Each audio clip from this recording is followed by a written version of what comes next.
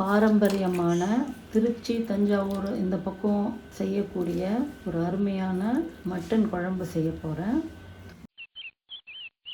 Mutton ரொம்ப முத்தலாக இருக்கும் அப்படின்னு ஃபீல் பண்ணிங்கன்னா ஒரு பப்பாளி காயாக எடுத்து 2-3 பீஸ் அதில் போட்டு வேக வைக்கலாம். தயிர் போட்டு வேக வச்சாலும் டேஸ்ட் மாறிடும். சோடாப்பெலாம் போட்டால் உடம்புக்கு கெடுதல். அது மாதிரி இது ஆனால் நல்லா சாஃப்டாக தான் இருக்குது. ஸோ இதில் நான் ஒரே ஒரு முள்ளங்கி குழம்பு வைக்க போகிறேன்.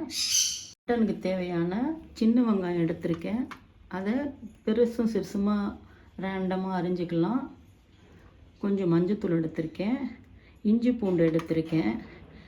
இஞ்சி கூட எடுக்கணும், பூண்டு கொஞ்சம் கம்மியாக எடுத்துருக்கணும். நல்லா திப்பியாக அரைஞ்சி வந்துடும். நேகாக அரைக்கக்கூடாது. இஞ்சி பூண்டை மிக்சியில் போட்டு ஒரு சுற்று எடுத்துக்கலாம். அதில் கொஞ்சம் வேக வைக்கும் போது ஒரு கருவேப்பிலை போட்டு வேக வைக்கணும். இந்த மட்டன் குழம்பு ரொம்ப சிம்பிளாகவும் இருக்கும், ஆனால் டேஸ்ட்டாக இருக்கும். தேங்காய் போட தேவையில்லை. இப்போ நான் ஒரு 1/2 கிலோ மட்டன் எடுத்து குக்கரில் போடுறேன்.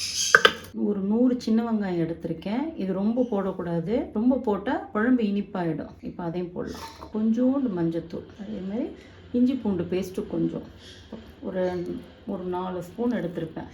ரொம்ப போட்டாலும் அந்த குழம்போட வாசனை மாறிடும், டேஸ்ட்டும் மாறிடும். இந்த மாதிரி திப்பியாக தான் அரைச்சிருக்கணும், ரொம்ப நேகாக அரைக்கக்கூடாது. இதுக்கு தேவையான தண்ணி நான் அரிசி கழுவுன தண்ணி 2வது தண்ணி எடுத்திருக்கேன். ஏன்னா இதில் கொஞ்சம் ஸ்டார்ச் இருக்கும். நான் தேங்காயெல்லாம் போடாததுனால இது நம்ம ஊற்றும் போது கொஞ்சம் திக்னஸ் கொடுக்கும் குழம்பு.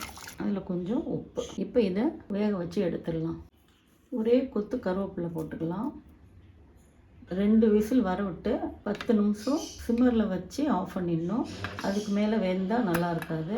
இப்போ எப்படி வெந்திருக்குன்னு பார்க்கலாம். நல்ல பிரமாதமாக வெந்திருக்கு. இப்போ இதை எப்படி தாளிக்கிறத பார்க்கலாம். குழம்பு எப்படி வைக்கலான்னு பார்க்கலாம்.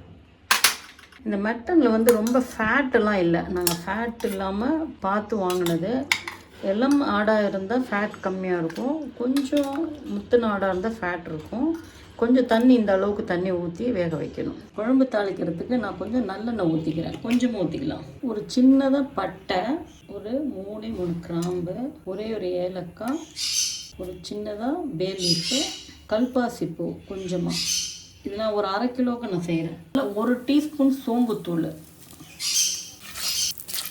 அதில் கொஞ்சம் தக்காளி, முள்ளங்கி. இதை ரொம்பலாம் வதக்கக்கூடாது. வேக வச்ச மட்டன் ஊற்றிடலாம். தேவையான மிளகாய், மல்லித்தூள் 2 கலந்து அரைச்சி வச்ச தூள். காரத்துக்கு ஏற்றாப்புல போட்டுக்கோங்க.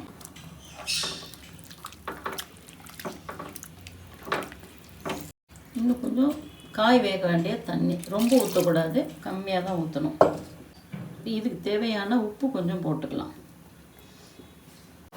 இது வேகிறதுக்கு மூடி வச்சிடலாம். காய் நல்லா வெந்துடுச்சு. முள்ளங்கி கொஞ்சம் சட்டுன்னு வெந்துடும்.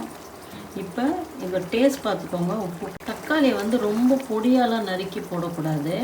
அது பார்த்தீங்கன்னா ஃபுல்லாக அந்த தக்காளி தோல் ஃபுல்லாக இப்படியே ஜாஸ்தியாகி ஒரு தக்காளி தொக்கு மாதிரி ஆகிடும்.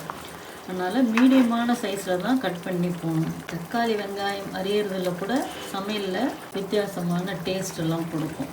1/4 டீஸ்பூனு சீரகத்தூள், ரொம்ப போடக்கூடாது, ரசம் வாசனை வந்துடும். அதே மாதிரி 1/4 டீஸ்பூன் மிளகுத்தூள், இதுவும் போடக்கூடாது. ரொம்ப மிளகு ஜீரகம் சேர்ந்தால் ரசம் வாசனை வந்துடும். அதனால் ரொம்ப கம்மியாக போடணும். ஆல்மோஸ்ட் ரெடி ஆகிடுச்சு. வெங்காயம், தக்காளி, இஞ்சி பூண்டெல்லாம் போட்டு நல்லா வதக்கிட்டு அதில் வேக வச்ச மட்டனை போடுவாங்க.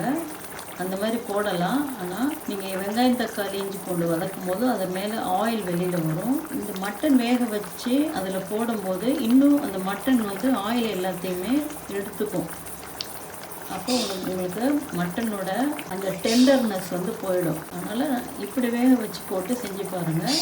அப்படியே டெண்டராகவே இருக்கும். உள்ளே மட்டன் ஆயிலை உள்ளே அப்சர்வ் பண்ணாமல் நல்லா டெண்டராக இருக்கும். இப்படி ட்ரை பண்ணி பாருங்கள். இது முடிச்சாச்சு. இப்போ எப்போவுமே இறக்கும் போது தான் ஒரு கருவேப்பிலை கொஞ்சம் கிள்ளி போடணும். அதோட கொஞ்சம் கொத்தமல்லியும் கொஞ்சமாக கிள்ளி இப்போ முடிஞ்சிருச்சு. ஒரு 2 டீஸ்பூன் அளவுக்கு புளி ஊற்றணும். ரொம்ப ஊற்றிடாதீங்க, மட்டன் விரைச்சிக்கும். கொஞ்சமாக ஒரு 2 டீஸ்பூன், அவ்வளோதான். இது அந்த டேஸ்ட்டை இன்னும் கொஞ்சம் கூட்டி கொடுக்கும்.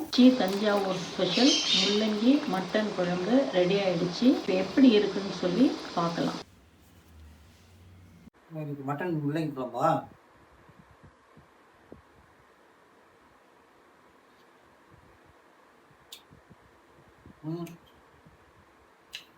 கரெக்டாக இருக்கா? வேக்காடு சக்கையாக இல்லாமல் டேஸ்ட்டாக இருக்க. சூப்பராக இருக்கு.